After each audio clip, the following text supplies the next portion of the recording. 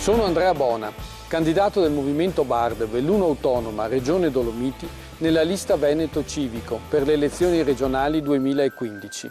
Il BARD ha sottoscritto a Roma un accordo con il governo per riottenere il diritto ad una provincia eletta dai cittadini, indispensabile per governare la montagna ed amministrare le future forme di autogoverno, con obiettivo autonomia.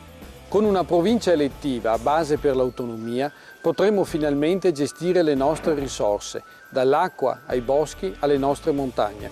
Per la prima volta i bellunesi hanno fatto un accordo elettorale prima delle elezioni, portando a casa già un grande risultato. La provincia di Belluno torna a essere elettiva.